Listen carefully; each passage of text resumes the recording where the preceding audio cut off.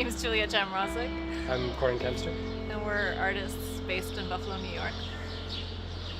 We think that dialogue hopefully reminds people of something maybe they saw on a playground, but we've tried to scale it more for an adult so that it becomes a more ambiguous play object that it's not necessarily just for kids, although of course kids are welcome and kids usually don't need an invitation.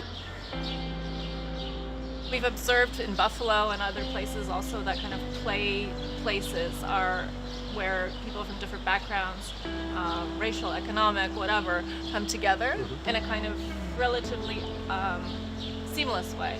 And so this work is taking that as a kind of stepping stone and saying, okay, well, maybe play is a way of bringing people together.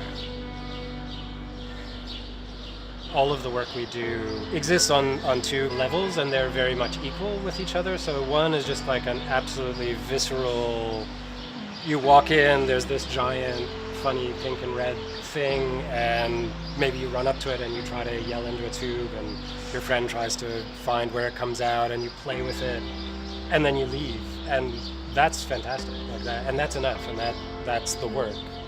There's also, for us, there's another or a second sort of socio-political level of engagement to the work, but it's not any more important or less important than just the kind of visceral interaction that somebody might have. A big part of it was just a response to this as a highly active public space, and we were very interested in that. And I think the other context it was reacting to is the political situation in January, being just a couple of months after the election. It seemed like people were really divided to the point where they couldn't even talk about anything. And I just remember we were having this conversation about, like, people just need to talk to each other. Like, they just need to talk. And they don't have to talk about, like, big ideas, political views, that can all come later, but, like, they just need to talk to each other.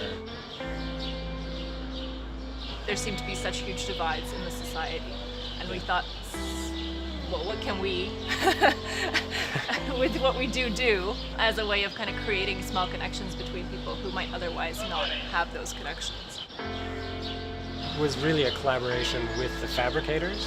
So we had an extremely precise idea of what we wanted, and then we used models and 3D models to communicate that. Then they had, of course, the way that they wanted to build it. And it really became a conversation with them, and together all of us arrived at the final product. And I think everything we do has been like that, where it's a collaboration starting with the two of us, but then ending usually in a larger team. It's been really nice for us to imagine something and then see it become real. And they've done a really great job of making that happen, of course, with the support of Land Studio and the library.